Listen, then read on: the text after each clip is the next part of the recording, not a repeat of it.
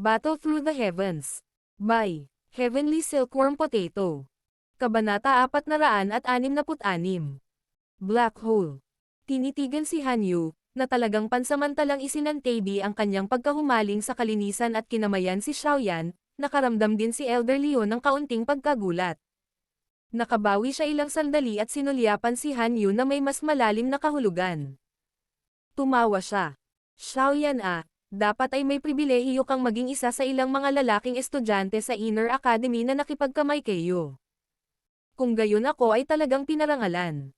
Bahagyang ngumiti si Xiaoyan. Bagamat napaka-komportableng hawakan ang maceland na mala-jade na kamay na iyon, hinawakan lang niya ito sa magalang na paraan bago ito binitawan at nakangiting nagsalita. Junior Xiaoyan, sa ilalim ng iyong pamumuno, ang mga bagong estudyante ngayong taon ay maaaring ituring na tunay na nagnakaw ng limelight. Binawi rin ni Hanyu ang kanyang kamay habang mahinang sumagot. Kung alam ko lang noon na magkakaroon ng ganoong problema sa hinaharap, ang limelight na ito. Ayos lang sana kahit wala kami nito. Bumantong hininga si Xiaoyan at nagsalita ng may mapait na ngiti.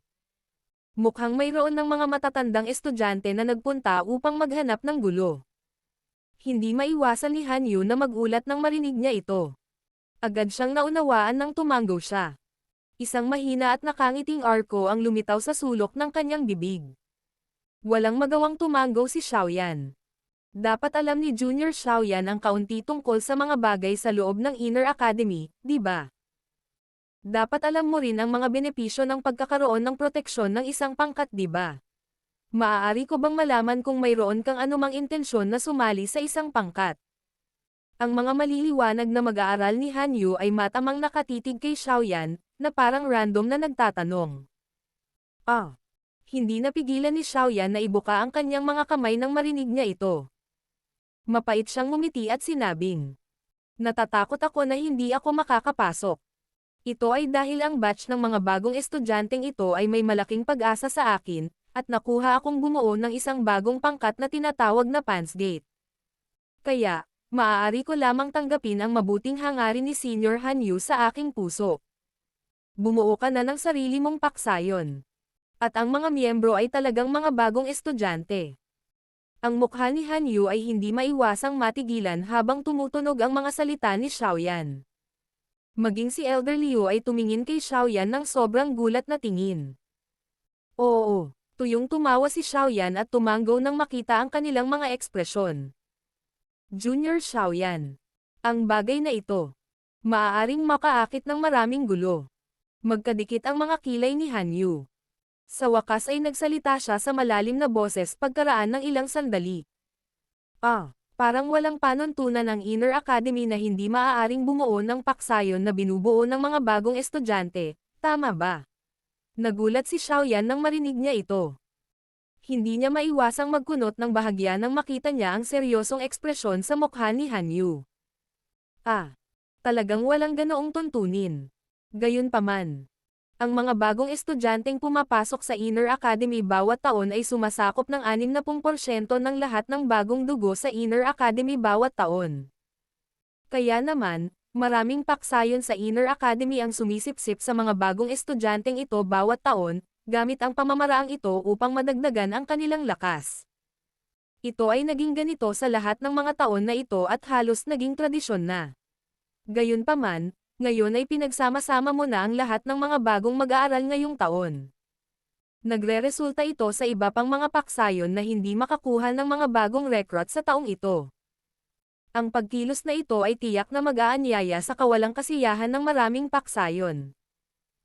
Pagkatapos ng tahimik na pagkakasala sa napakaraming paksayon, itong Pansgate mo ay maaaring maging marginalized. Ito ang dahilan kung bakit ako ay mag-aanyaya sa kanya ng napakaraming paksayon at walang tulong na sinabi ni Han na hindi mo siya tinutulungan. Ipaliwanag ang sitwasyon kay Xiaoyan. Bahagyang tumanggo din si Elder Liu, senyales na totoo ang sinabi ni Hanyu. Nang marinig ang paliwanag ni Hanyu, ang mukha ni Xiaoyan ay unti-unting naging solemna.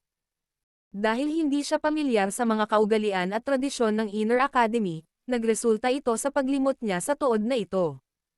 Ngayong formal na nabuo ang Pansgate, talagang hindi inaasahan na nasaktan nito ang halos kalahati ng mga paksayon sa Inner Academy. Sa lakas ng kasalukuyang Pansgate, hindi ito sapat upang mahawakan ang napakaraming potensyal na kaaway. Naging walang ingat ako. Mahinang bumantong hininga si Xiaoyan. Saglit siyang nag-isip bago ngumiti at nagpatuloy sa pagsasalita kay Hanyu. Gayunpaman, umunlad na ang mga bagay hanggang sa puntong ito. Ako rin, walang solusyon. Harangin lang namin ang mga sundalong kasama ng mga general at itatambak ang lupa para harangin ang tubig na dumarating. Kung talagang may paksayon na gustong sirain ang Pansgate, ako, si Xiaoyan, hindi ko iyon magagawa. Napabuntong hininga si Hanyu at tumango. Hindi niya inaasahan na si Xiaoyan ay bubuo ng sarili niyang paksayon ng ganoon kabilis. Nagdulot ito ng paglunok sa kanyang pag-iisip na yakapin siya. Kahit na ang potensyal ni Xiaoyan ay maaaring napakaganda, kakapasok lang niya sa Inner Academy. Ang kanyang kasalukuyang lakas ay nasa antas lamang ng Dadoshi. Ang pagkilos sa ganitong paraan ay walang alinlangan na lilikha ng maraming mga kaaway. Gayunpaman, itong Pansgate faction nila ay hindi sapat para mahawakan ang napakaraming kalaban na ito. Kung mayroon kang anumang bagay na kailangan mo ng tulong sa hinaharap, maaari kang pumunta at hanapin ako.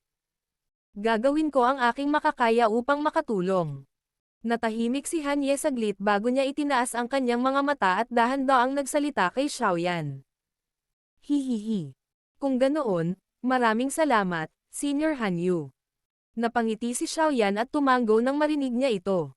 Gaano man sabihin ng isang tao, ang makapagsalita ng mga ganoong salita kapag ang kanilang Pansgate ay nasa ganitong uri ng nakahiwalay na sitwasyon, siya ay sa pinakakaunti ay isang tao na maaari niyang kaibiganin sa mababaw na pagsasalita, kahit na hindi niya alam kung ang mga salitang ito ay sadyang walang kabuluhan o hindi. Huwag kang magmadaling magpasalamat sa akin. Maaaring wala akong magagawa. At saka, lahat ito ay dahil sa iyong potensyal.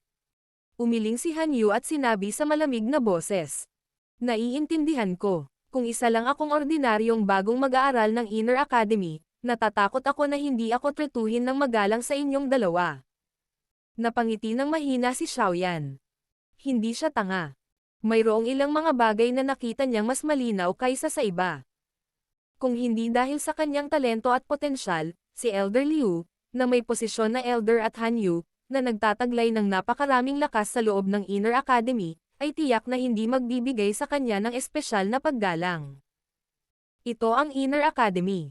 Ang tuntunin ng pagiging kataas-taasang kapangyarihan ay tumagos sa lahat at sa lahat. Bagamat direkta ang mga salita ni Xiaoyan, bahagyang tumango sina Hanyu at Elder Liu. Lahat ay matino. Mas mababa kung magsasalita pa rin sila sa palihim na paraan.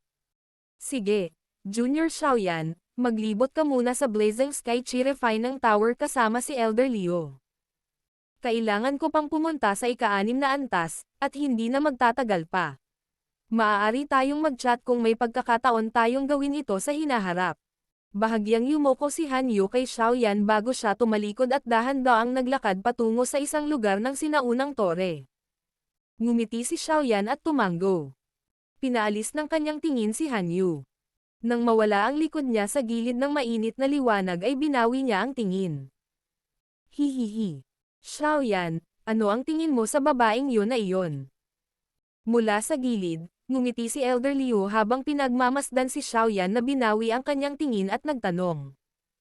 Hindi masama. Sa tingin ko ang mga tumutugis kay Senior Hanyu sa Inner Academy ay marami. Napangiti si Xiaoyan habang sumagot. Sa hitsura at disposisyon ni Hanyu, tiyak na hindi siya nagkukulang ng manliligaw. Talagang napakaraming manliligaw. Gayunpaman, kakaunti lang ang gusto ng kanyang mga mata. Ang kanyang saloobin sa iyo ay tila isang magandang simula. Sa iyong talento sa pagsasanay at pagdaragdag ng pagsasanay sa Blazing Sky Chi-Refining Tower, natatakot ako na sa loob ng isang taon, maaari kang makapasok sa klase ng Dowling. Sa oras na iyon, maaari kang maging pinakamahusay na manliligaw. Pang-aasar ni Elder Liu. Hihihi. Hindi naman masama si Senior Hanyu, pero wala akong ganoong intensyon. Ngumiti si Xiaoyan at umiling. Tinitigan niya ang kakaibang ekspresyon ni Elder Leo at hindi na nagpatuloy sa problemang ito. Nakangiting umiwas siya sa tanong.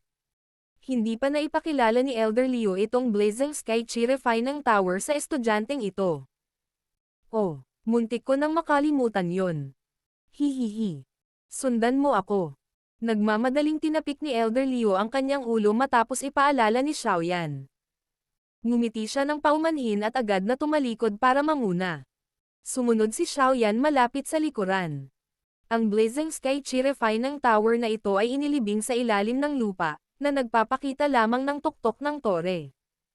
Napakalawak ng loob ng tore, nalampas ito sa inaasahan ni Xiaoyan. Habang naglalakad siya sa daan, napagtanto ni Xiaoyan na malamang na ang espasyo sa unang antas ng tore na ito ay sapat para sa 500 tao upang magsanay ng sabay-sabay. Ang mga silid ng pagsasanay na may iba't ibang laki ay itinayo sa loob ng bilog na espasyo ng interior ng tore. Gayunpaman, karamihan sa mga silid ng pagsasanay ay inookupahan sa sandaling ito. Bukod dito, may ilang maliliit na pulang tag na nakasabit sa itaas ng mga pintuan ng mga silid na ito. Gayunpaman, ang mga salitang nakasulat sa mga tag ay talagang hindi pareho. Huminto si Xiaoyan at tumingin. Ang mga salitang high grade, middle grade, at low grade ay talagang nakasulat sa mga pulang tag na ito. Ito marahil ang pagkakaiba sa pagitan ng mga grado ng mga silid ng pagsasanay sa loob ng Blazing Sky Chirefine Tower na binanggit ni Atay. Habang naglalakad siya mula sa silangan hanggang sa kanluran, napagtanto ni Xiaoyan na tila lahat ng mga high-grade training room ay malapit sa gitna ng tore. Ibinahagi sa paligid nila ang mga middle-grade training room at ang mababang-grade training room ay ang pinakamalayo mula sa center. Sa Blazing Sky Chirefine Tower ang high, middle, at low-grade training room na ito ay kadalasang pinaglalaban ng lakas ng isang tao. Ang mga malalakas ay makakakuha ng pinakamahusay na mga kondisyon sa pagsasanay. Ang mga may mahinang lakas ay maaari lamang pumunta sa silid ng pagsasanay na mababa ang grado sa pinakalabas na mga rehiyon upang magsanay. Itinuro ni Elder Leo ang isang silid ng pagsasanay kung saan nakasabit ang isang high-grade tag habang nagsasalita siya ng may mahinang ngiti. Sa parehong antas, kahit anong grado ang silid ng pagsasanay, ang kanilang bayad sa pagsasanay ay pareho. Halimbawa, sa unang antas, ang isang silid ng pagsasanay na mababa ang grado ay nangangailangan ng isang fire energy upang magsanay sa isang araw at ito ay pareho din para sa isang silid ng pagsasanay na may mataas na grado. Ang bayad na dapat gastusin ng isa ay pareho ngunit ang mga epekto na nakukuha ng isa ay magkakaibang mundo. Hindi ba ito magreresulta sa isang sitwasyon na ang malalakas ay lumalakas at ang mahina ay nahihirapang abutin? Nagdududang tanong ni Xiaoyan. Kung hindi nahaharap sa kahirapan, napakahirap para sa potensyal ng isang tao na ganap na mailabas. Ang kailangan natin ay ang ganitong uri ng iba't ibang pang-aapi. Hanggat sila ay inaapi hanggang sa limitasyon, may ilang mga mag-aaral na ganap na sasabog at mabilis na makakahabol sa mga malalakas na tao na mahirap nilang abutin noong nakaraan. Hanggang ngayon, ang ganitong uri ng bagay ay karaniwang lumilitaw taon-taon sa Inner Academy. Umiling si Elder Leo at nagsalita ng nakangiti. Bahagyang tumanggo si Xiaoyan. Biglang huminto ang pasulong niyang mga yabag. Kung ang isa ay sumunod sa kanyang mga tingin at tumingin sa ibabaw, ang isa ay mapagtanto na sila ay lumakad na sa gitna ng tore. Ito ang. Bahagyang nagulat si Xiaoyan nang makita ang napakalalim na black hole na lumitaw sa kanyang harapan. Dahan-dahan siyang humakbang ng 2 hakbang pasulong at lumapit sa gilid ng black hole para maingat na sumulyap sa ibaba. Ang kadiliman ay patuloy na lumaganap hanggang sa gilid ng paningin ng isa. Ang kakaibang dilim na iyon na wala man lang kahit katiting na liwanag ay naging dahilan upang magkaroon si Xiaoyan ng isang uri ng pagkahilo sa kanyang ulo. Ang black hole na ito ay tila tumagos sa buong Blazing Sky Chirefine Tower. Kung hindi dahil sa tuktok ng tore na nakatikip dito, maaaring malinaw na makita ng isang tao ang madilim na itim, malalim na butas na may sulyap mula sa langit. Kung ang isa ay maingat na madarama ang itim na butas na ito, ang isa ay tila mararamdaman na ang hangin na nagmumula sa lugar na ito ay mas mainit kaysa sa ibang mga lugar. Ang pakiramdam na iyon. Tila mayroong isang bagay sa ilalim ng malalim na butas na patuloy na naglalabas at nagbibigay ng mainit na enerhiya sa buong Blazing Sky Refining Tower. Iniabot ni Xiaoyan ang kanyang palad at hinawakan ang ilusyonaryong mainit na hangin. May kung ano sa loob ng kanyang katawan na biglang tumalon minsan. Bahagyang gamulong ang lalamunan ni Xiaoyan. Bahagya niyang iniangat ang ulo habang nakatitig sa malalim na dilim ang kanyang mga mata. Maya-maya, ang kulay berdeng apoy mula sa kanyang katawan ay biglang umakyat sa kanyang mga pupil. Sa isang iglap, ang kanyang maitim at itim na mga mata ay naging berdeng nagninengas na mga mata.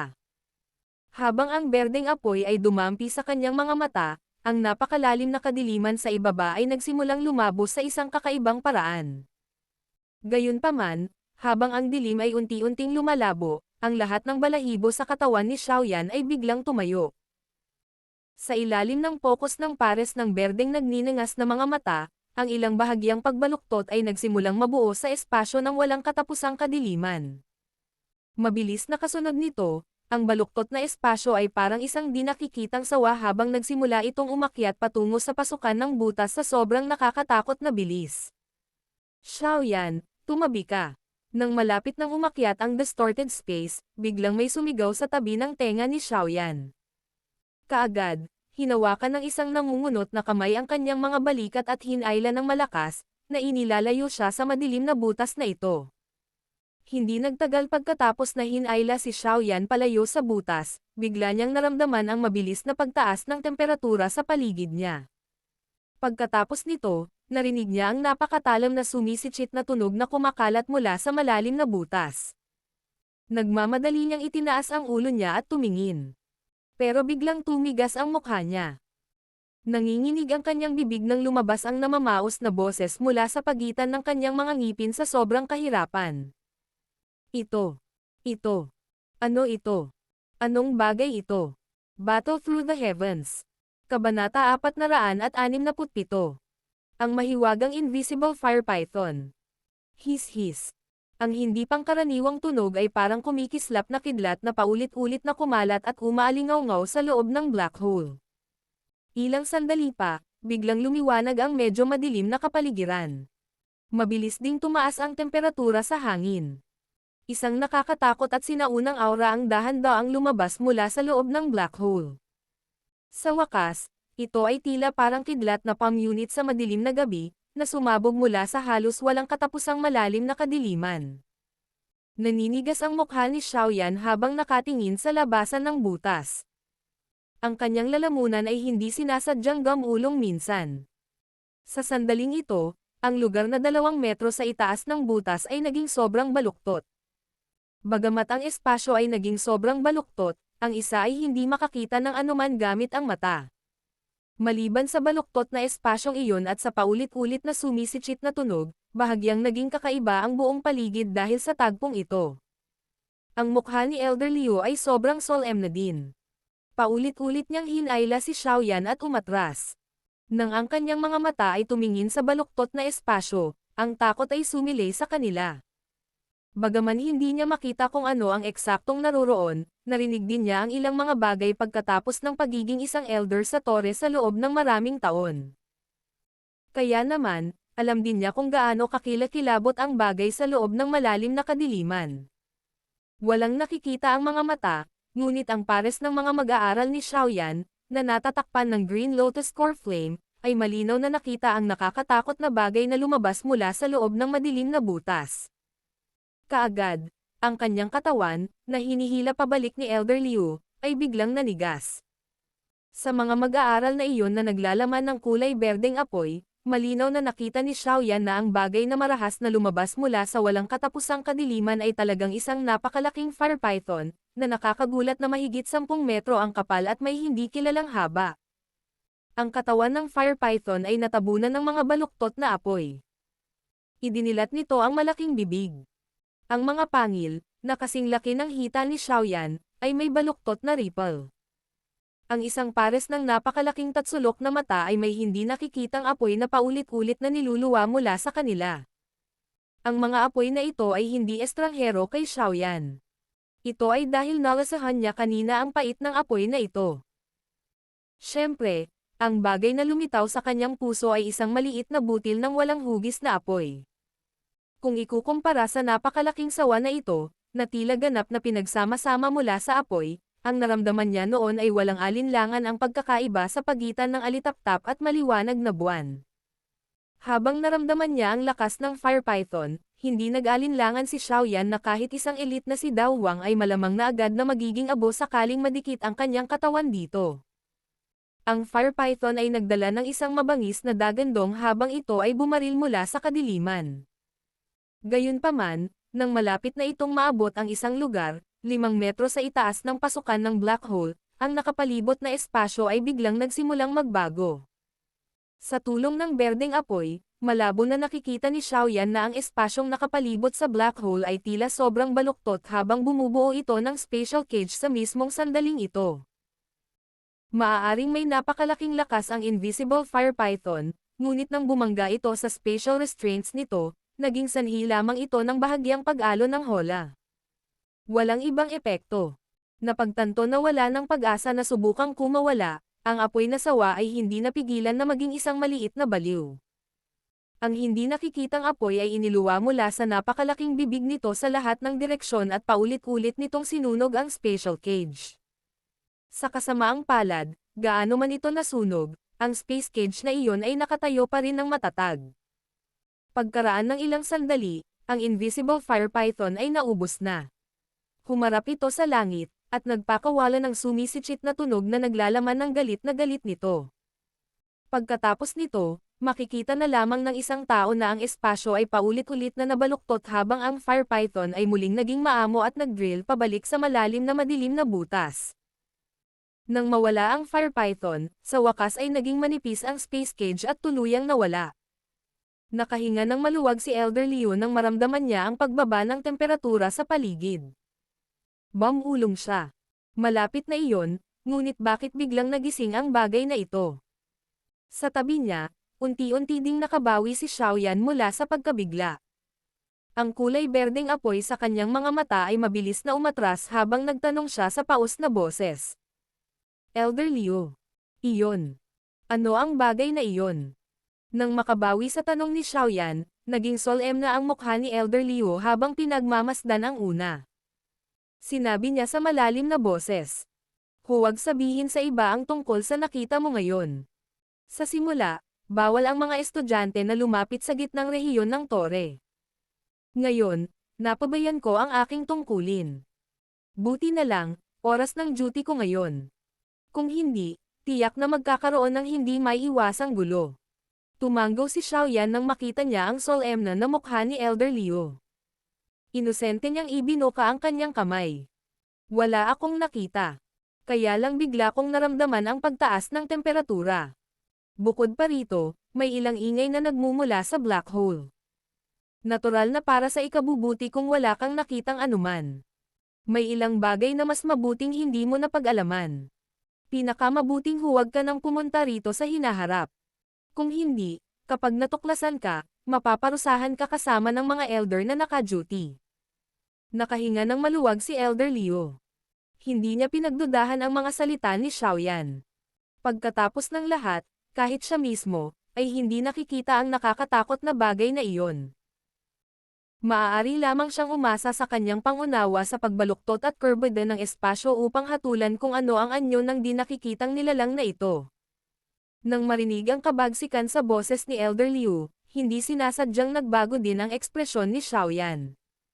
Kaagad, nagmamadali siyang tumango. Sige, tara na. Medyo uminit ang ekspresyon ni Elder Liu nang makita niyang tumango si Xiaoyan. Muli niyang sinulyapan ang napakalalim na malalim na hukay na may matagal na takot bago inikat ang katawan at naglakad palayo. Muling tumango si Xiaoyan. Pagkatapos nito, sinundan siya nito. Nang lilhiko na sana siya sa sulok, itinagilid niya ang kanyang ulo at tumingin sa napakalalim na black hole, na muling bumagsak sa katahimikan. Ang kanyang puso ay nagdala ng mahinang pagkabigla habang siya ay mahinang bumulong. Ano ba talaga ang bagay na iyon? Ang aura na iyon. Ito ay masyadong malakas. Ang space cage na iyon ay napakalaki rin. Sa totoo lang ay wala itong kahit na katiting na reaksyon sa ilalim ng pagkawasak na dulot ng nakakatakot na bagay na ito. Ang Blazing Sky Chirify ng tower na ito ay talagang puno ng mga misteryo. Matapos lumabas sa gitnang rehiyon, nabawi din ni Elder Liu ang kanyang kaninang kalmado. Muli niyang dinala si Xiaoyan upang maingat na maglakad sa unang antas sa loob ng tore. Saan man siya dumaan, paulit-ulit niyang sinasabi ang tungkol sa ilan sa mga patakaran sa loob ng tore at iba pang mga bagay na kailangan niyang bantayan. Maraming bagay ang walang kwenta, dahilan para magmukha siyang ordinaryong matanda. Habang naglalakad sila, paminsan-minsan ay may mga estudyante silang nakakasalubong. Nang makita nila si Xiaoyan, na nakikipag-usap kay Elder Liu, medyo nabigla silang lahat.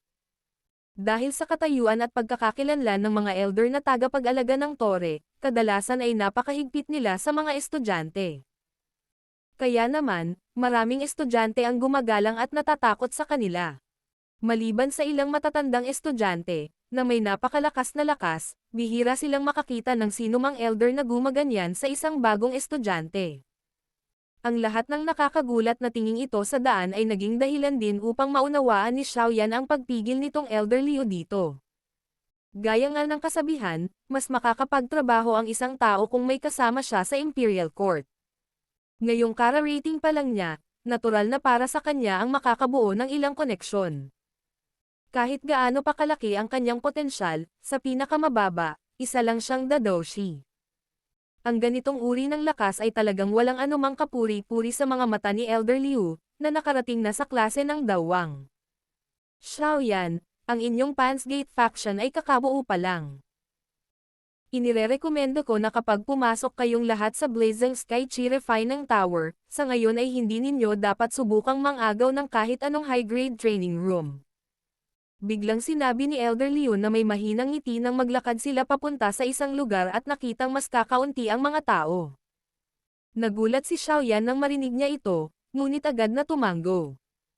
May mga ganoon din siyang naiisip.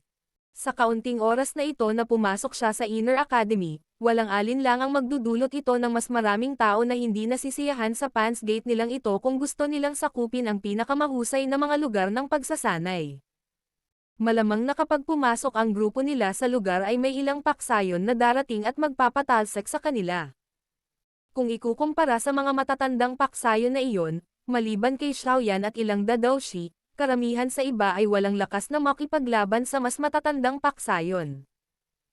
Bukod dito, sa ganitong uri ng labanan sa pagitan ng mga paksayon, ang pag-asa lamang sa iilan sa kanila ay walang alinlangan na mabibigo upang makuha ang epekto ng pag-ikot ng mga bagay-bagay. Dahil ang Academy ay may ilang mga patakaran, kami, ang mga elder na tagapag-alaga ng tore na ito ay hindi maaaring makialam sa labanan sa pagitan ng mga mag-aaral para sa mga silid ng pagsasanay. Kaya, hanggat walang namamatay, hindi kami makikialam sa halos lahat ng oras. Saglit na nag-isip si Elder Liu bago siya ngumiti at sinabi. Gayunpaman, hanggat ang isang dowling ay maaaring mabilis na lumitaw sa Pansgate mo, magkakaroon ka ng kwalipikasyon na may rank sa mga pangalawang tier na paksayon ng Inner Academy. Sa oras na iyon, maaari kang pumunta at lumahok sa paglaban para sa mga silid ng pagsasanay. Sa tingin ko ito ay dapat na malapit na. Ang pagkakaroon ng isang malakas na dowling ay isang pangkat lamang ng pangalawang antas. Kung gayon, hindi ba iyon nangangahulugan na dapat mayroong isang piling tao na naruroon si Dawang upang maituring na isang pangkat ng pinakamataas na antas? Tanong ni Xiaoyan sa natigil ang paraan. Hihihi. Hindi talaga ganoon ang kaso. Karaniwan, kung 3 o 4 na malakas na dowling ang lalabas sa iisang paksayon, maaari itong ituring na isang pangkat ng pinakamataas na antas. Umiling si Elder Liu habang sumagot. Tahimik na nakahinga ng maluwag si Xiaoyan matapos itong marinig. Sa talento ni Zhon'er at ng dalawa pa, malamang na hindi na rin sila mangangailangan ng maraming oras. Lumilitaw na ang hinaharap na Pansgate ay kailangang panatilihing mababa ang profile sa isang maikling panahon. Hanggat naghihintay silang 4 na umakyat sa klase ng dowling, magiging maayos ang lahat. Bago ito, gayunpaman, tahimik lang silang nagkukumpulan. Habang nag-uusap sila at naglalakad, dumating sina Xiaoyan at Elder Liu sa pasukan. Si Wu Hao, na nasa lugar na ito, ay nagising din mula sa kanyang walang malay na estado. Nakatayo siya sa kawalan, at nakahinga lang ng maluwag nang makita ang figure ni Xiaoyan. Nang makita si Wu Hao na mabilis na naglalakad, ngumiti si Xiaoyan kay Elder Liu, ikinulong ang kanyang mga kamay at sinabing, Elder Liu, maraming salamat sa iyong mga aralin. Tumigil tayo dito sa araw na ito. Kung may oras ako sa hinaharap, babalik ako para humingi ng payo sa iyo. Hihihi. Wala ka bang balak mag-training dito kanina? Ngumiti si Elder Liu at nagtanong. Ang Pans Gate ay naitatag pa lang. Kailangan kong bumalik at tumulong na pamahalaan ito. Napangiti si Xiaoyan habang tinatanggihan niya ang mabuting hangarin ni Elder Liu. Oo, totoo iyan. Napakahina ng bagong paksayon. Magiging abala ka talaga. Ngumiti si Elder Liu at tumanggo nang hindi nagpumilit. Lumipad ang kanyang tingin sa paligid niya habang nagsasalita siya ng mahinang tumawa. Sa susunod na dadalhin mo ang mga tao sa unang antas para magsanay, tutulungan kitang mahanap ang pinakamagandang lugar sa mga middle grade training room. Ang pagsasanay sa lugar na iyon ay hindi magiging mas masahol pa kaysa sa pagsasanay sa high grade training room. Mayroon ding mabuti at masamang mga silid sa pagsasanay ng parehong grado. Medyo nagulat si Xiaoyan nang marinig niya ito. Hihihi. Natural lang iyan. Gayunpaman, ang isang ordinaryong estudyante ay mahihirapang matuklasan ang mga bagay na ito. Kami lang, ang Tower Guardian Elders, ang nakakaintindi ng pagkakaiba. Tumawa si Elder Liu sa pagmamalaki. Kung ganoon, maraming salamat, Elder Liu. Tumanggo si Xiaoyan sa pagtataka. Muli niyang itinaas ang kanyang mga kamay kay Elder Liu bago tumalikod, at humakbang patungo kay Wu Hao bago siya lumabas, ay nalalayan ang huli. Hinaplos ni Elder Liu ang kanyang balbas habang nakatingin sa dalawang likod na nawala sa pasukan ng tore. Bamulong siya. Heavenly Flame. Ito ay talagang hindi inaasahan. Ang pag-usbong ng Inner Academy ay umaasa sa ganoong uri ng bagay. Ngunit ngayon, isang maliit na tao, na wala pang 20 taong gulang, ay nagtataglay na ng ganitong uri ng mahiwagang bagay para sa kanyang sarili. Siya ay talagang isang tao na napakaswerte na nagiging dahilan upang ang isang tao ay hindi maiwasang magselos. Battle Through the Heavens. Kabanata 468. Problemadong bagay. Nakatayo si Xiaoyan sa labas lamang ng pinto pagkatapos lumabas sa Blazing Sky Chi-Refining Tower. Inangat niya ang kanyang ulo at pinagmasdan ang misteryosong itim na tore na ito, kung saan tanging tuktok lamang nito ang nakalantad. Hindi niya napigilan ang pagpapakawala ng mahabang hininga. Sa hindi malamang dahilan, palagi niyang naramdaman na ang itim na tore na ito ay hindi ganoon kadali. Ito ay talagang hindi inaasahan. Ito ay talagang pinagsama-sama ang isang fire spirit na may mga emosyon at katalinuhan. Hindi nakakagulat na ang Inner Academy ay napakahigpit. Gumawa pa sila ng isang space lock, na kahit isang piling daw zone ay kailangang gumamit ng lahat ng kanyang lakas upang mag-cast. Nang si Xiaoyan ay nagbubuntong hininga, biglang nagulat si Yao Lao sa kanyang boses. Bahagyang nagulat si Xiaoyan nang marinig niya ang mga salita ni Yao Lao. Hindi nagbago ang ekspresyon niya habang pinagmamasdan ang buong paligid. Pagkatapos nito, ikanaway niya ang kanyang kamay patungo kay Wu Hao, na mukhang nahihilo pa rin. Pagkatapos nito ay binaliktad niya ang kanyang katawan at naglakad sa landas na dati nilang nilalakbay dito. Ano ang fire spirit na kasasabi lang ng guro?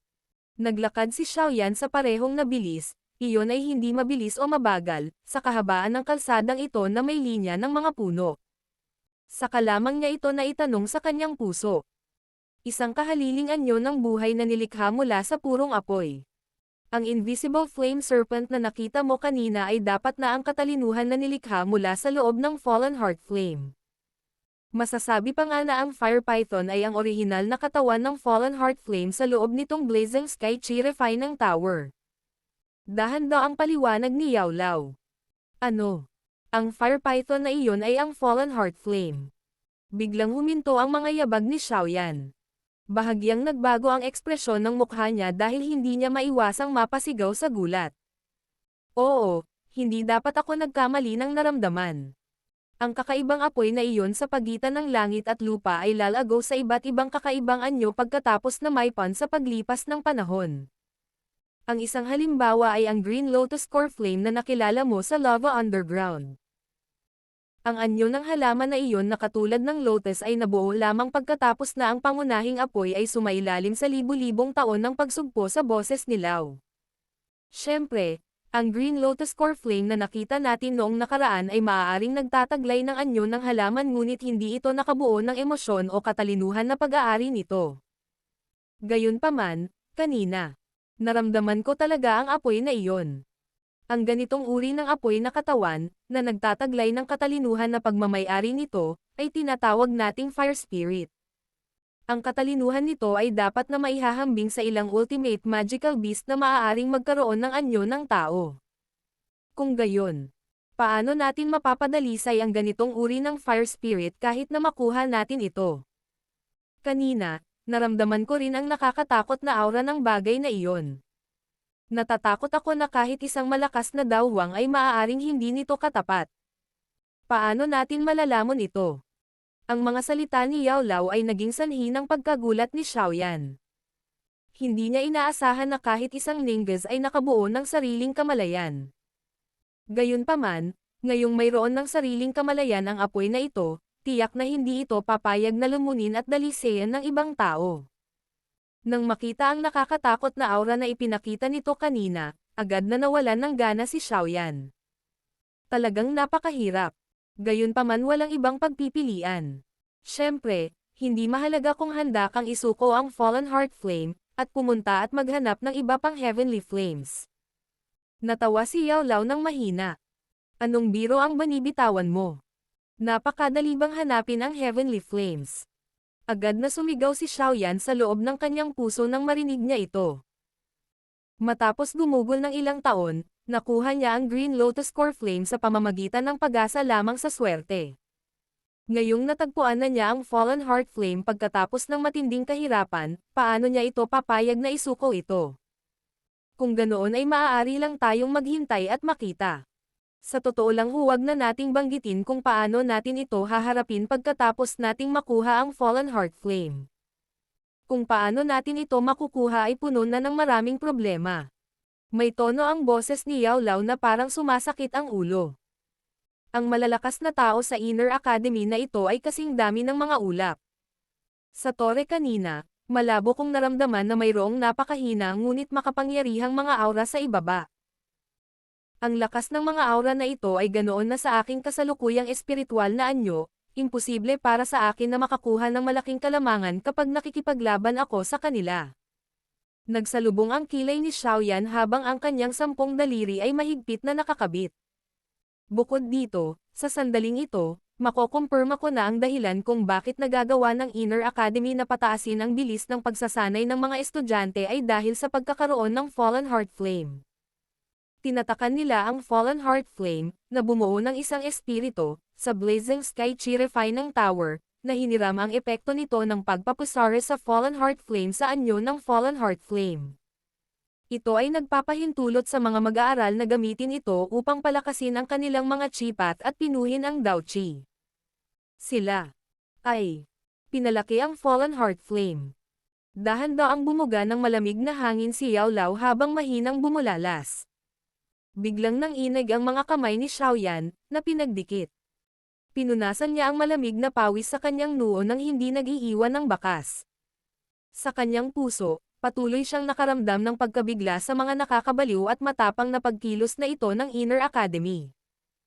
Ang mga taong ito ay talagang nakakatakot. Talagang nagkaroon sila ng lakas ng loob na subukang paamuin ang isang bagay na may pinakamalaking mapanirang puwersa sa pagitan ng langit at lupa. Pagkatapos lamang ng paliwanag ni Yao Lao, naunawaan ni Xiaoyan na ang Inner Academy ay nagpalaki ng Fallen Heart Flame na parang nag-aalaga ng isang dairy cow. Pagkatapos nito, paulit-ulit silang nakakuha ng walang katapusang dami ng gatas mula rito. Ang hating katawan ng Fallen Heart Flame. Ang ganitong uri ng aksyon ay talagang matatawag na nakakabaliw. Talagang matapang ang isang eksperto. Nakakatakot talaga ang Inner Academy na ito. Napalunok si Xiaoyan ng laway at bamulong sa kanyang puso. Matapang. Naglalaro yata sila ng apoy at masusunog sila. Malamig na bamantong hininga si Yao Lao. Bakit? Sa nakita ko, parang walang problema. Gulat na sabi ni Xiaoyan. Hihihi. Sa kasalukuyan, umaasa sila sa lock ng space cage, kaya talagang walang problema. Gayunpaman, ito ay isang angkop na hakbang lamang. Sa pamamagitan ng pag-asa sa space cage na iyon, imposibleng ipagpatuloy na panatilihing selyado ang Fallen Heart Flame sa loob ng tore. Tumawa si Yao Lao. Maaaring magkalat ang apoy, ngunit hindi mapipigilan. Ang Fallen Heart Flame na ito ay isang kakaibang apoy na nabuo mula sa langit at lupa. Ito ay nagtataglay ng tunay na mapanirang lakas. Sa pamamagitan ng pagsil at pagharang nito sa ganitong paraan, ito ay parang ang Inner Academy ay gumagawa ng hadlang sa bakana ng isang bulkan. Nakakita ka na ba ng agos ng bulkan? Dahil lamang ito ay nag-iimbak ng lakas sa oras na ito ay sumabog, ang Blazing Sky Chi-refine ng tower na ito ay agad na masisira. Kahit na ang Fallen Heart Flame ay nakakatakot, ang mga matatandang tao mula sa Inner Academy ay hindi rin isang walang kwentang lugar. Bago ang pagsabog, ang isa ay maniningil at ang isa ay haarang. Ang magkabilang panig ay magkakaroon ng kaunting pagkatalo. Sa oras na iyon, maaaring ito na ang ating pagkakataon. Guro, ang ibig mong sabihin ay hintayin natin ang Fallen Heart Flame na mag-isa na pumutok. Nagulat si Xiaoyan nang sabihin niya sa nakatulala na paraan. Magagawa lang natin ito. Maliit tayo sa bilang at mahina ang lakas. Walang silbi kung hayagang gawin natin ito. Tumanggo si Yao Lao at sumagot. Kung gayon kailan pa tayo maghihintay? Inilibot ni Xiaoyan ang kanyang mga mata at tumawa ng mapait. Batay sa counterattack ng Fallen Heart Flame kanina, maaaring magkaroon ng pagliko ng mga kaganapan sa lalong madaling panahon. Sa pinakadulo, aabutin ito ng 2 taon at least aabot ng 1. Matagal na nag-isip si Yao Lao bago niya hininaan ang kanyang boses habang mahina niyang isiniwalat ang impormasyon sa puso ni Xiaoyan. Mabilis na kumislap ang mga mata ni Xiaoyan. Maya-maya pa ay pinagmasdan niyang mabuti ang paligid. Maliban kay Wu Hao, na paulit-ulit na kinatok ang kanyang ulo, walang ibang paggalaw. Ang mga salitang sinabi ni Yao Lao ay may kinalaman sa buhay at kamatayan ng Inner Academy. Sa mga susunod na araw, dapat mong sulitin ang oras at magsanay sa tore. Mas mainam kung maaari mong itaas ang iyong lakas sa klase ng Dowling sa kalahating taon.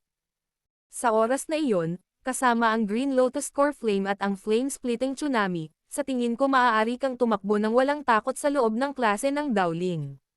Kung gagamitin mo ang Angry Buddha Lotus Flame na nabuo mula sa kombinasyon ng Purple at Green Flame, malamang na kahit si Elder Su, mula sa labas ng kagubatan noon, ay hindi magkakaroon ng lakas ng loob na tanggapin ito sa isang kamay.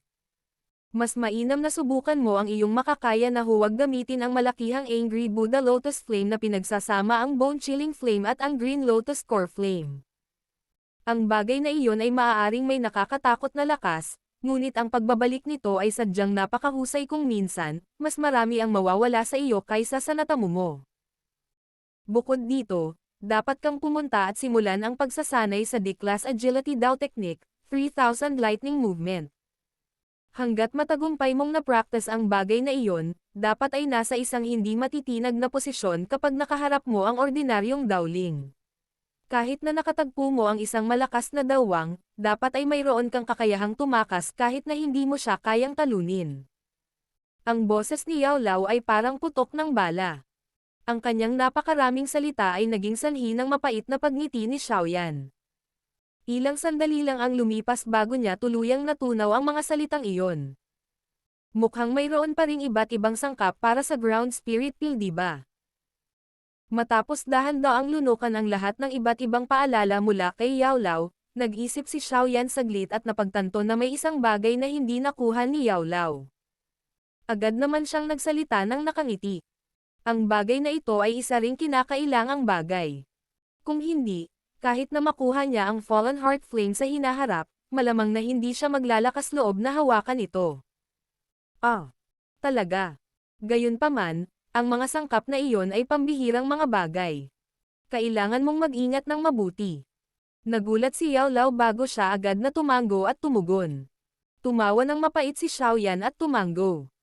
Inangat niya ang ulo at pinagmasdan ang asol na langit bago siya bumantong hininga. Hindi ba't napakaraming magulo na mga bagay? Bakit ka nagbubuntong hininga? Dahil ba sa mga problema ng Pangate? Isang boses ang biglang tumunog sa likuran niya. Lumingon si Xiaoyan at tumingin. Ito ay talagang wuhaw.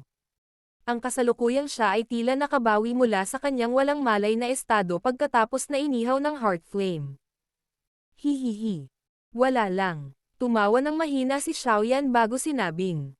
Tara na, dapat tayong bumalik at tingnan muna.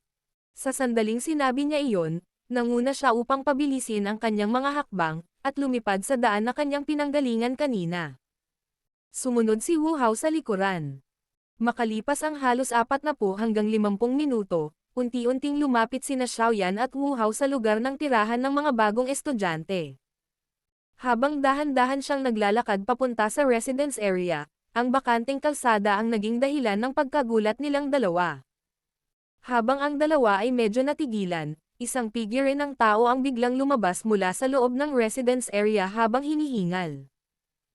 Nang makita niya sina Xiaoyan at Wu Hao, agad na bumalot sa kanyang mukha ang kagalakan. Gumulong-gulong siya at gumapang habang sumusugod habang sumisigaw. Pinuno, may nangyari. Ano ito? Nagmamadaling sumulong si Xiaoyan at nagtanong nang marinig niya ang malakas na sigaw ng bagong estudyanteng ito. May isang taong gustong humila ng ilang mga bagong estudyante, ngunit walang pumayag sa huli. Dahil dito, ang mga taong iyon ay gustong gumawa ng gulo. Ngayon, pinipilit nilang lumaban sina Senior Zhon'er at Hu Jia. Sino ang dumating? Lumambat ang ekspresyon ni Xiaoyan. Nagmamadali siyang naglakad patungo sa loob. Habang naglalakad, binibigkas niya ang kanyang tanong. Nang marinig niya ang tanong ni Xiaoyan, ang bagong estudyanteng iyon ay hindi sinasadya na medyo nag-alinlangan. Dahil sa eksenang ito na huminto ang mga yapak ni Xiaoyan habang sinabi niya sa malalim na boses. Magsalita ka, ang taong namumuno sa kanila. Ay si Bai Shan. Isang mapait na ngiti lang ang naisagot ng bagong estudyante matapos siyang pagsabihan. Ginagantihan ng bastos na ito ang kabaitan sa pamamagitan ng pagsaksak ng mga tao sa likod.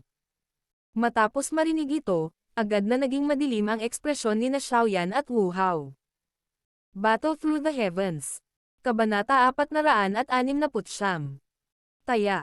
Mayroong isang malaking grupo ng mga tao na nakapalibot sa isang partikular na bahagi ng panloob na rehiyon ng mga bagong tirahan ng mga estudyante. Sa gitna ng pulutong na ito, may dalawang grupo ng mga tao na magkaharap habang nakatingin sila sa isa't isa sa isang mapagimbot na paraan. Ang isang grupo ay may mas maraming tao, habang ang isa ay mayroon lamang ng kaunti sa 10 tao. Gayunpaman, ang sitwasyon sa lugar ay lumilitaw na isa kung saan ang mas maliit na grupo ang humawak ng kalamangan. Zhon'er, Hu Jia, huwag maging matigas ang ulo. Nasabi ko na itong Pangate mo ay tiyak na hindi makakabangon sa loob ng Inner Academy. Ang mga bagong estudyante ay mahalagang bagong dugo ng maraming paksayon sa Inner Academy bawat taon. Imposibleng maupo ang mga paksayon at panuurin kang hawak ang lahat ng bagong dugo sa iyong mga kamay. Ang nangunguna sa mas maliit na grupo ay isang binata na nakasuot ng puting damit. Ang kanyang gwapong anyo ay napakadali para sa kanya na makaakit ng paborebleng impresyon mula sa mga babae. Gayunpaman, sina Zhon'er at Hu Jia sa kabilang panig ay hindi nagpakita ng kaunting paborebleng impresyon dahil dito. Sa halip, hindi nila itinago ang kanilang mga ekspresyon ng pagkasuklam at pang-aalipusta. Ito ang aming usapin, hindi mo kailangang mag-alala tungkol dito, ang isang taong iniwan ang kanyang mga kasamahan. Malamig na tumawa si Hu Jia. Kung wala kang ibang mga bagay na dapat harapin, mangyaring umalis. Hindi ka tinatanggap ng aming paninirahan ng mga bagong estudyante dito. Sinulyapan ni Zhon'er si Bai Shan bago siya nagsalita ng walang pakialam. Ang ugali ng dalawang taong ito ay naging dahilan ng pagkibot ng sulok ng bibig ni Bai Shan nang hindi sinasadya. Ang kanyang mukha, na orihinal na puno ng mga ngiti, ay naging mas madilim at malamig. Baishan, bakit kailangan mong magsabi ng kalokohan? Direktang salakayin at durugan ang kanilang pagmamataas. Sa oras na iyon, natural na may mga taong pipiliin na sundan tayo at umalis. Biglang tumawa ang isang binata na may malakas na pangangatawan sa gilid ni Baishan. Kapag nagsalita ang lalaking ito, paminsan-minsan ay napupunas ng kanyang mga mata ang magagandang kurba ng magandang katawan ni Zon-er at Hujia. Hihihi. Tama si Brother Fuao. Gayunpaman, ang kabaligtaran ay mga babae. Kung tayo ay mag-aaway pagdating pa lang, hindi maiiwasan na sabihin ng iba na wala tayong kagandahang loob, hindi ba? Hindi nang ahas na huwag pansinin ni Baishan ang binatang iyon. Ang huli ay isa sa 3 malalakas na dowling sa loob ng kanyang gang, maliban sa kanyang pinsan na kapatid. Kaya naman nagmamadali siyang sumagot ng nakangiti. Hihihi. Tama ka. Natawa si Fuao nang marinig niya si Baishan na magsalita sa ganitong paraan. Ang kanyang tingin ay muling lumingon kay Zon-er at ngumiti siya habang sinabi niya. Junior Zon-er, si Xiaoyan ay maaaring sapat na makapangyarihan upang maakay kayong lahat sa tagumpay sa Fire Energy Hunting Competition. Sa kasamaang palad, wala siyang mga kwalipikasyon sa loob ng Inner Academy. Maaari mo ring ihinto ang pagkakaroon ng delusional na mga pag-iisip tungkol sa kanyang tapang at resolusyon. Baka sa isang araw o dalawa, pagkatapos niyang magdusa ng husto, siya na mismo ang bubuwagan nitong Pangate mo. Hindi na kailangang mag-alala tungkol dyan. Hanggat hindi pa ibinubukan ni Senior Brother Xiaoyan ang kanyang bibig, ang Pangate na ito ay hindi matatakot sa anumang paksayon. Maaari mong subukan kung gusto mong pilitin kaming buwagin. Tumingin si Zon-er sa kanya habang nagsasalita sa malamig na boses. Nang makita si Zon-er, na ang matikas at katanji tanging mukha ay natatakpan ng hamog na nagyelo, ang ngiti sa mukha ni Fuao ay naging mas mayaman. He clicked his tongue and said, napakatigas ng ulong babae. Gayunpaman, ito ay talagang sa aking listahan. Paano naman ito, sa harap mo, basta iabot mo ang 5 bagong estudyante ngayon, ang aking white gang ay hindi darating at hahanap ng gulo sa iyo sa hinaharap. Ano ang sinasabi mo, Brother Fu? 5. Nang marinig ito, nagbago ang ekspresyon ni Baishan sa gilid at dali-dali niyang ibinuka ang kanyang bibig. Ang layunin ng pagdadala niya ng mga tao dito ay hindi lamang para magkaroon ng 5 bagong estudyante. Kinawayan ni Fuao ang kanyang kamay at pinutol ang mga salita ni Baishan. Ngumiti siya habang nakatingin kay Zon-er at sinabing, Siyempre, si Junior Zon-er ay dapat isa sa 5 taong ito. Hindi maiwasang lumubog ang mukha ni Baishan nang mahulog ang mga salitang ito ni Fuao. Kasalukuyan niyang naririnig na ang taong ito ay talagang may ilang intensyon kay Zon-er. Isang panandali ang lamig ang bumungad sa kanyang mga mata. Habang ang mga tingin ni Fuao ay matamang nakatitig kay Zon-er, hindi niya nakita ang ekspresyon ni Baishan. Hindi ibibigay ng Pangate ang isang tao sa alinmang paksayon. Natural na narinig ni Zon-er kung paano nagkaroon ng kalayaan si Fuao sa loob ng kanyang mga kawan. Napatitig sa una ang matatalino niyang mga mag-aaral. Maya-maya pa, biglang nawala ang lamig sa mukha niya habang sinasabi niya sa mahinahong boses. Nang makita si Zon-er, na muling naging walang malasakit, bahagyang kumunat ang noo ni Fuao. Hindi niya gusto ang mga babaeng nagpapakita ng ganoong ekspresyon. Kaagad, unti-unti ding nawisik ang ngiti sa kanyang mukha. Malamig niyang sinabi. Dahil iyon ang kaso, mukhang puwersa lang ang magagamit ko.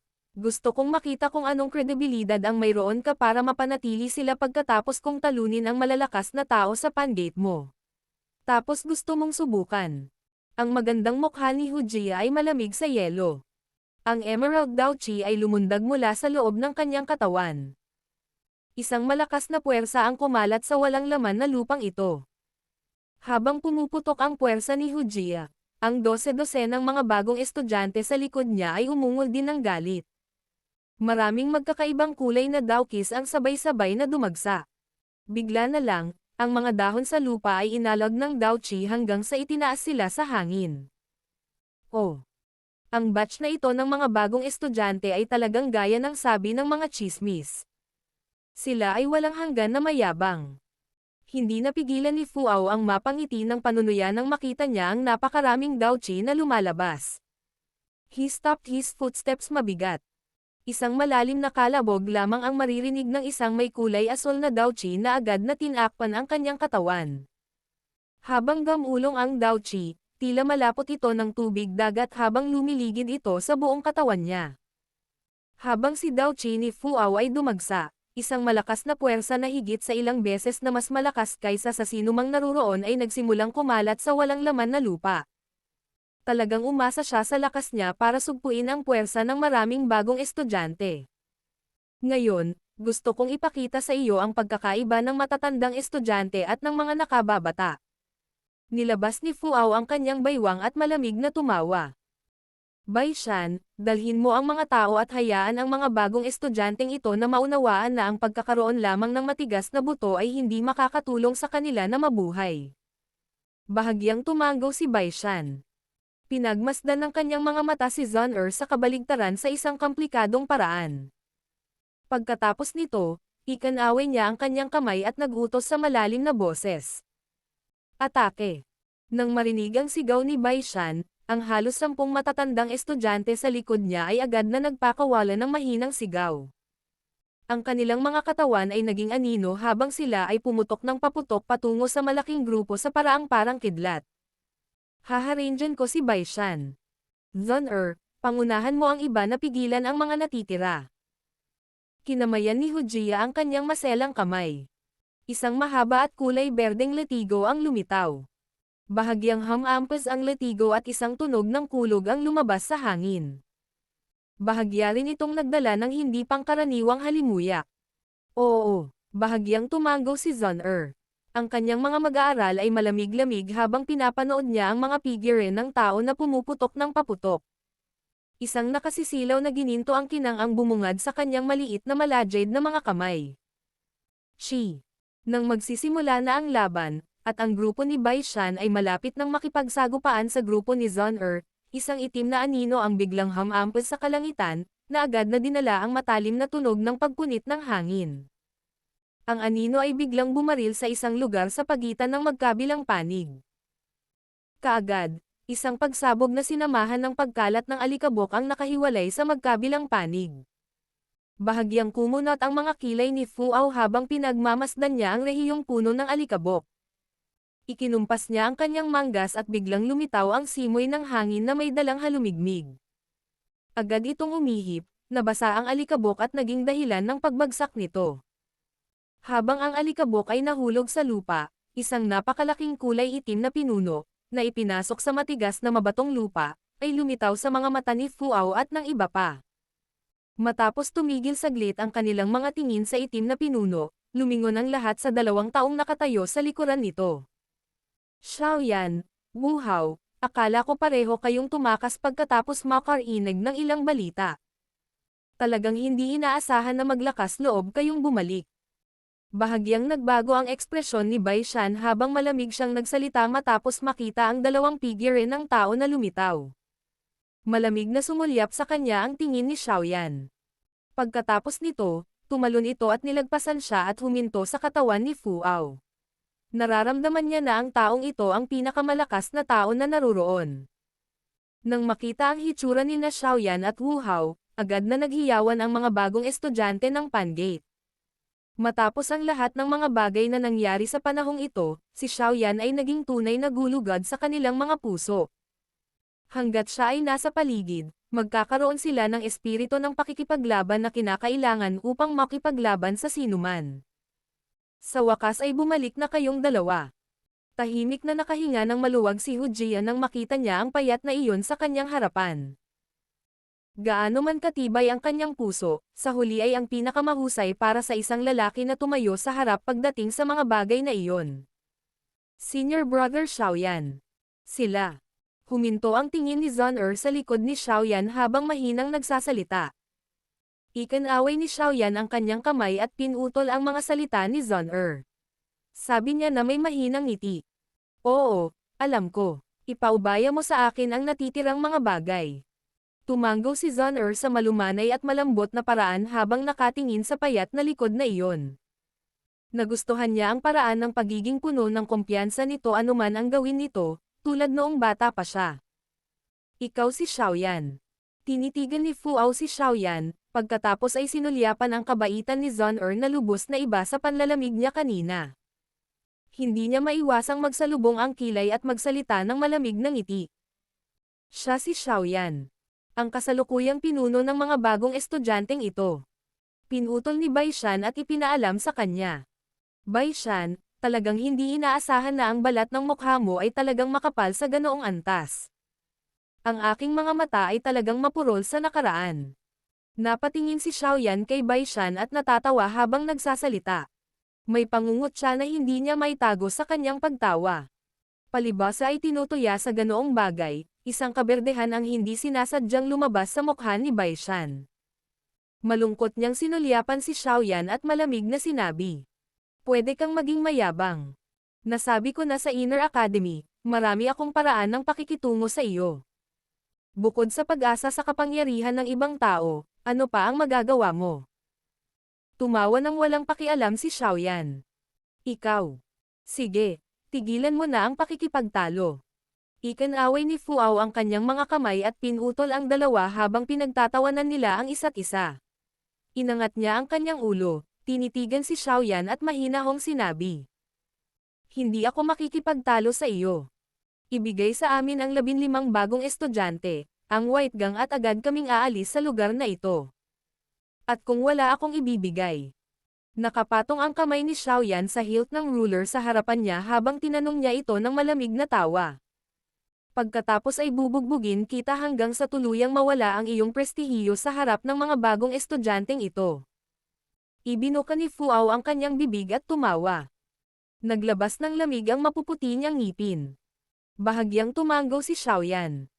Pinaihit niya ang kanyang leeg at isang hakbang pasulong nang biglang iunat ni Wu Hao, na tumabi sa kanya ang kanyang kamay para pigilan siya. Ang huli ay nagtanong. Hayaan mo ako. Ang taong ito ay isang dowling. Maaaring medyo mahirap para sa iyo na hawakan ngayon. Ngumiti si Xiaoyan at umiling. Itinulak niya ang kamay ni Wu Hao at dahan-daang humakbang pasulong. Natigilan ang kanyang tingin sa katawan ni Fuao at mahinang tumawa.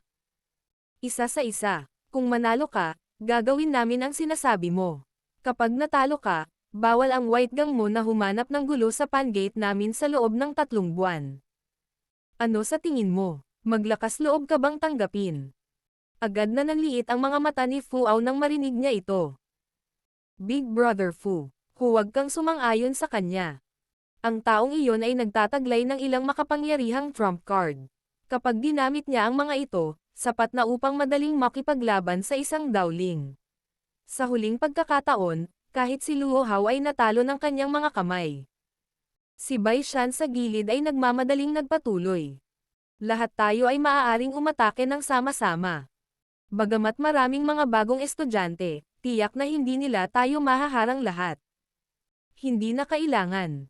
Ang Luo Hao na iyon ay isa lamang nakakapasok lang sa klase ng dowling. Walang anuman ang pagkatalo sa kanya. Ikinaway ni Fuao ang kanyang mga kamay. Matiim na tumitig ang kanyang tingin kay Xiaoyan. Agad itong lumingon kay Zhon'er habang ibinubuka ang kanyang bibig at tumawa. Bakit hindi natin palitan ang pusta? Kapag nanalo ako, ibigay ang 15 tao sa White Gang kasama niya.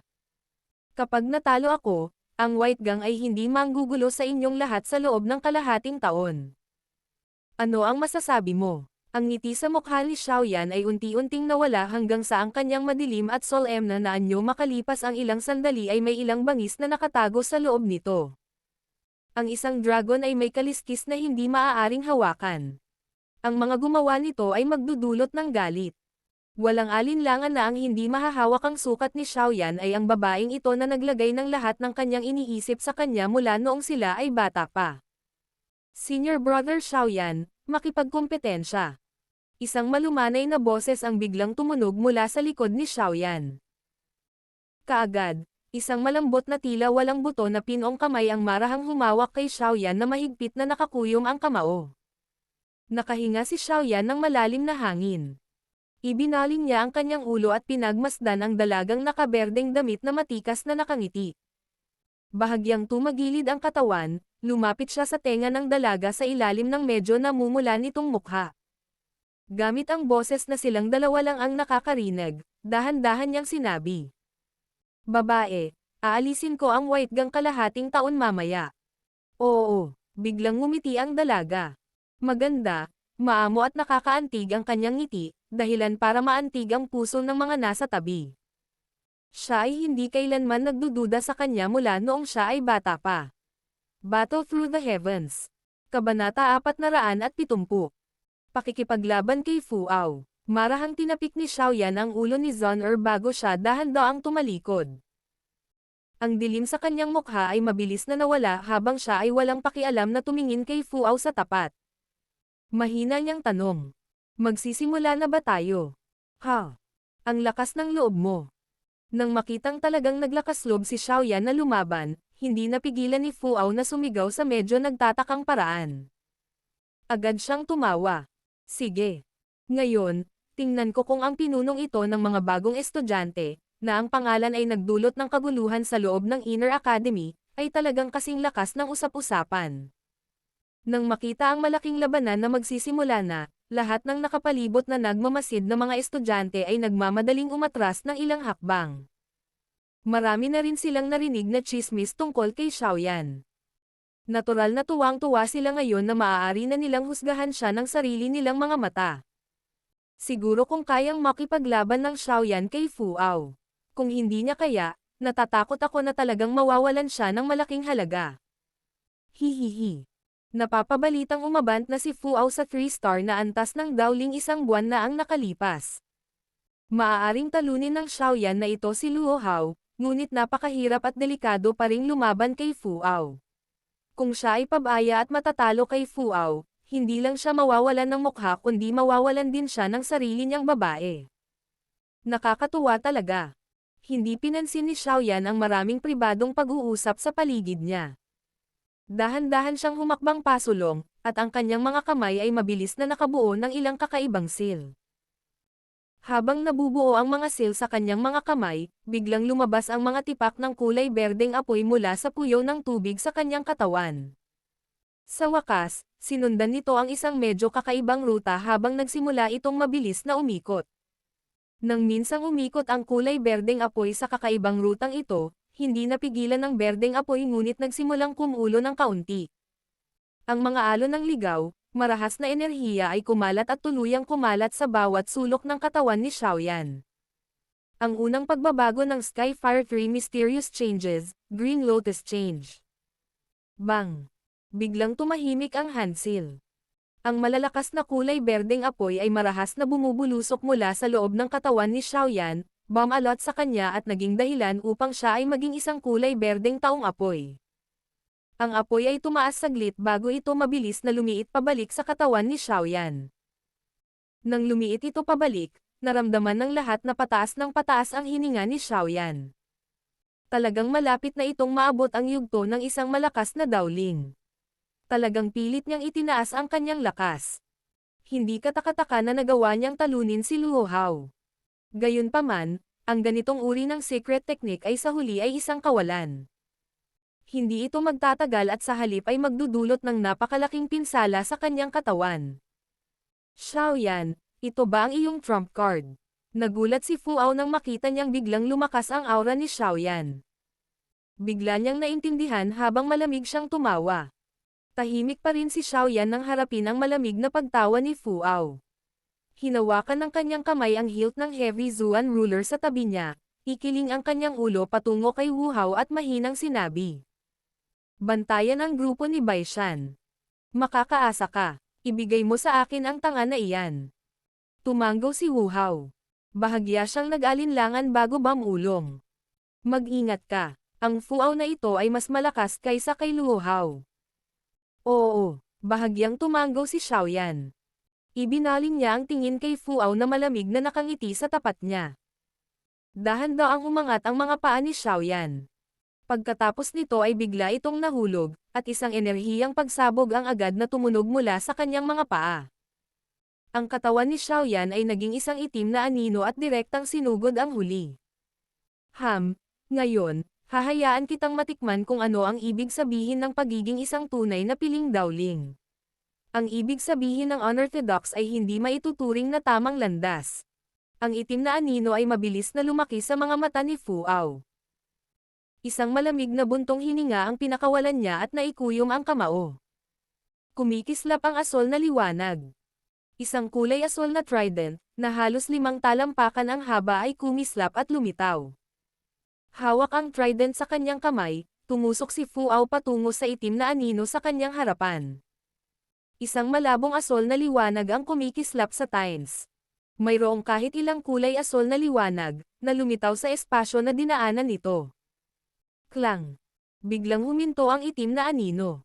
Dumating ang malaking itim na ruler sa kanyang mga kamay. Malakas itong nabangga sa trident.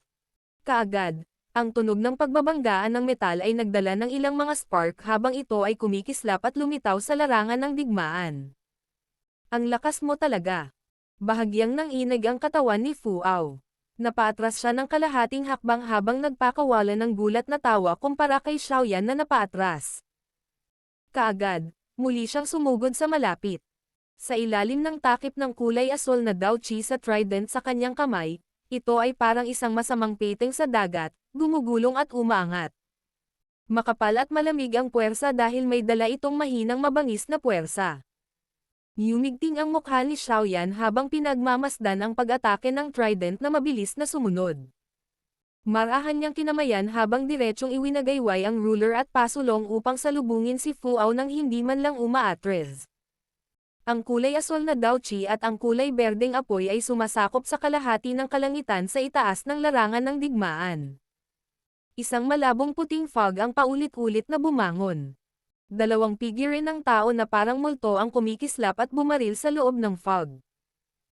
Ang bilis ay naging sanhi ng kahit na ang nakapaligid na mga tao na nanunood ng labanan ay narinig lamang ang tunog ng mabigat na pinuno at ang trident na nagbanggaan at nakita ang ilang mga spark na pumutok. Ang malakas na Dao Chi ay bumangga sa larangan ng digmaan, na sumabog sa malalakas na tunog ng enerhiya. Ang mga ripples ng enerhiya na iyon na paulit-ulit na lumalawak ay naging dahilan upang ang mga tao sa paligid ay walang pagpipilian kundi ang paulit-ulit na umatras. Matatalo kaya ni Xiaoyan ang taong iyon.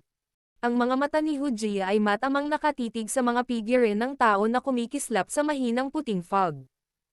Hindi niya napigilan ang mahigpit na pagkayam ng kanyang mga kamao habang marahan niyang tinanong sina Zhang Er at Wu Hao sa tabi niya. Hindi ko alam. Wala akong makita ngayon. Umiling si Wu Hao at sumagot sa malalim na boses. Bang! Sa sandaling tumunog ang mga salita ni Wu Hao, isang pagsabog na yumanig sa tenga ng lahat hanggang sa nakaramdam sila ng sakit ay biglang lumabas mula sa puting fog. Kaagad, 2 figure ng tao ang bumaril mula sa puting fog. Ang kanilang mga paa ay kinaladkad sa lupa ng mahigit 10 metro bago sila tuluyang huminto. Hihihi. Mabuti. Mayroon ka talagang ilang kakayahan. Hindi ka takatakang naglakas loob kang maging napakayabang. Inilagay ni Fu Ao ang trident sa kanyang kamay ng mabigat sa lupa habang humihingal siya ng matindi, at nagsalita ng may malamig na ngiti. Ang mabigat na ruler ni Xiaoyan ay ipinasok sa crack line sa lupa. Medyo bumilis din ang kanyang paghinga. Matapos gamitin ang Skyfire 3 Mysterious Change para piliting palakasin ang sarili, nagawa niyang makipaglaban kay Fu Ao ng walang talo, at nagawa pa niyang talunin ang huli ng kaunti sa mga tuntunin ng lakas. Gayunpaman, lahat ng ito ay may maikling limitasyon sa panahon. Kapag nawala na ang epekto ng tumaas na lakas ng pagbabago ng Berdeng Lotus, mahihirapan siyang magpatuloy sa pakikipaglaban kay Fu Ao. Malinaw ding nakita ni Fu Ao ang kahinaan ni Xiaoyan. Natawa siya ng masama nang biglang nanginig ang trident na nasa kanyang mga kamay. Kaagad, ang kulay asol na Dao Chi sa ibabaw nito ay biglang pumailang-lang. Kasunod ng pagtaas ng density ng Dao Chi sa tridents, ang mukha ni Fu Ao ay naging kakaibang kulay asul din. Naramdaman ang mabilis na pag-iipon ng enerhiya ng Dao Chi sa trident ni Fu Ao, bahagyang nagbago ang ekspresyon ni Xiaoyan. Nararamdaman niya ang antas ng lakas ng pag-ataking ito ni Fu Ao. Ayusin natin ito sa isang suntok. Ang trident sa kamay ni Fu Ao ay biglang umikot bago ito itinutok kaagad kay Xiaoyan. Napaawang ang bibig ng una at ngumiti. Ang kanyang mga paa ay tumuntong sa lupa at ang kanyang katawan ay naging isang kulay asol na anino na pumutok ng paputok. Habang ginagawa ito ng kanyang katawan, ang kulay asol na Dao-Chi sa trident ay mabilis na gumulong. Sa wakas, ito ay talagang mahinang bumuo ng isang energy shark na ganap na pinagsama-sama mula kay Dao-Chi. Ang asol na enerhiyang peteng ay lumawak ang bibig nito at ang matatalas na ngipin nito ay natanggal ng kulay asol na Dao-Chi kung kaya't ito ay sumasalamin sa isang madilim, makapal, malamig na kinang. Nagresulta ito sa mga tao na walang kahit katiting na pagdududa na tiyak na makakatanggap sila ng isang nakamamatay na suntok kung sila ay nakagat nito. Pinagsasama-sama ang Dao-Chi sa mga bagay, ang marka ng isang Daoling. Ito ay isang espesyal na kakayahan ng isang malakas na tao sa klase ng Daoling o mas mataas, tulad ng balabal ng Dao-Chi ng isang Dao-Shi, at ng Dao-Chi armor ng isang Dadao-Shi. Ang kabagsikan ng ganitong uri ng Dao-Chi agglomerated item ay walang alinlangan na magkakaroon ng napakalakas na epekto kapag ginamit kasabay ng Dao techniques. Isang Dao-Chi shark, mahigit 10 talampakan ang haba, ang paputok na bumaril patungo kay Xiaoyan. Dumaan ang kanyang tingin sa medyo transparent na Dao-Chi shark, at nakita niya ang walang katulad na matalim na trident na nakatago sa loob ng tiyan nito. Ang mga mata ni Xiaoyan ay matamang nakatitig sa peteng na mabilis na pinalaki sa kanyang mga mata. Ang dagwang hangin na humahampas sa kanya ay naging dahilan ng pagiging solemna ng mukha ni Xiaoyan. Medyo nanginginig ang braso niya. Ang kulay berdeng apoy ay dumaan sa kanyang mga chipat at lumabas, sa wakas ay natakpan ang buong madilim na itim na pinuno sa loob nito. Matapos ang pagkilos na ito, hinawakan niya ang hilt ng ruler gamit ang dalawang kamay at dahan-dahang itinaas ito sa itaas ng kanyang ulo. Ang Dao-Chi sa loob ng kanyang katawan ay ipinapaikot hanggang sa limitasyon nito sa sandaling ito. Break! Biglang nanliit ang mga mata ni Xiaoyan. Isang nakakabinging sigaw ang sumigaw mula sa lalamunan ni Xiaoyan. Kaagad, ang mabigat na pinuno, na nababalot ng siksik na kulay berdeng apoy, ay biglang nahak pababa, tulad ng paghahati ng bundok. Habang ang mabigat na pinuno ay nahak pababa, makikita ng isang tao na ang nakapaligid na hangin ay naging medyo baluktot. Ang mataas na temperatura ay sumangga ang lahat ng tubig na nakalagak sa lupa sa paligid niya. Sa ilalim ng mga obserbasyon ng lahat sa paligid, ang mabigat na ruler na nababalot ng kulay berdeng apoy ay bumangga ng husto sa Dao-Chi shark. Bang! Sa sandaling magkadikit ang dalawa, isang mahinang pagsabog ang tumunog. Ang hamog na tumagos sa hangin ay nagsimulang lumabas na may sumisitsit na tunog mula sa punto ng pakikipag-ugnay. Ang isang alon ng tubig na naglalaman ng ilang pagbabago-bago ng berdeng kulay na apoy na panla ay nakabuo ng hugis ripple habang kumalat ito sa lahat ng direksyon. Binyanlawan nito ang lahat ng bagay sa ibabaw ng lupa kung saan man ito dumaan. Medyo pangit ang ekspresyon ni Fu Ao sa fog. Pinagmasdan niya ang trident na ikinandado ng mabigat na pinuno. Ang kulay berdeng apoy na sumisibol sa huli ay hindi lamang napatay ng energy water shark, ngunit sa halip ay naging sanhi ng energy water shark, na pinagsama-sama ni Dao-Chi, upang agad na kumulo sa singaw na tumagos sa kalangitan sa sandaling sila ay magkadikit. Ang biglaang sitwasyong ito ay isang bagay na hindi inaasahan ni Fu Ao. Mahigpit na hinawakan ng mga kamay ni Fu Ao ang hawakan ng trident. Nanginginig ang kanyang mga braso nang makaramdam siya ng kaunting takot mula sa matinding lakas na ipinadala mula sa mabigat na pinuno. Namula rin ang mukha ni Xiaoyan. Ito ay isang hitsura na dulot ng pagpapakita ng kanyang lakas sa mga limitasyon nito. Matiim na tumitig ang kanyang mga mata kay Fu Ao na 2 dipo lang ang layo sa kanya. Isang makapal na arko ang biglang naalis mula sa sulok ng kanyang bibig. Bahagyang gumulong ang lalamunan ni Xiaoyan. Isang kakaibang boses ang paulit-ulit na namumuo sa kanyang lalamunan. Kasunod ng paggawa ng boses, nakaumbok din ang bibig ni Xiaoyan. Ilang sandali pa, itinaas niya ang kanyang kamay at ibinuka ang kanyang nakapikit na bibig. Roar! Sa pagbuka ni Xiaoyan ng kanyang bibig, ang parang kulog na tunog ng isang leon na umuungal ay malakas na umalangaw-ngaw, na naging dahilan upang ang mga taong nagmamasid sa paligid ay nagmamadaling gawin ang kanilang makakaya upang takpan ang kanilang mga tainga, na napailing hanggang sa makaramdam sila ng sakit. Dahil kahit na ang mga tenga ng mga nakapaligid na nagmamasid ay nasa lalamunan pa rin ng sakit, ito ay isang mas mabigat na dagok para kay Fuao, na wala pang 2 talampakan mula kay Xiaoyan. Habang naramdaman ni Fuao na may mali bago lumabas ang Sonic Wave, hindi siya kaagad umatras. Kaya naman, ganap niyang natanggap itong Lion Tiger Gold Shattering Roar mula kay Xiaoyan. Mabilis na nanginginig ang mga kamay ni Fuao. Sa ilalim ng dagandong na ito mula kay Xiaoyan, na parang kulog mula sa maaliwalas na kalangitan, ilang bakas ng dugo ang lumabas mula sa mga tainga ni Fuao. Parang mga kampana at gong ang tumutunog sa kanyang ulo, na nagiging ganap na gulo. Sa sandaling si Fuao ay inalog ng Lion Tiger Gold Shattering Roar, pinakawalan ni Xiaoyan ang kanyang mabigat na ruler. Lumingon ang kanyang katawan at lumitaw sa kaliwang bahagi ni Fuao sa paraang parang multo. Ang kanyang mukha ay madilim at solemn na habang ang kanyang mahigpit na kamao ay nagdadala ng isang matalim na tunog ng hangin mula sa paghiwa sa hangin at walang awa na hamampos sa mukha ni Fuao sa ilalim ng panonood ng maraming gulat na mga tingin sa paligid niya. Boom! Nabangga ang kamao sa laman. Isang mahina at mahinang tunog ang naging dahilan ng paglukso ng mga puso ng lahat ng nagmamasid sa paligid.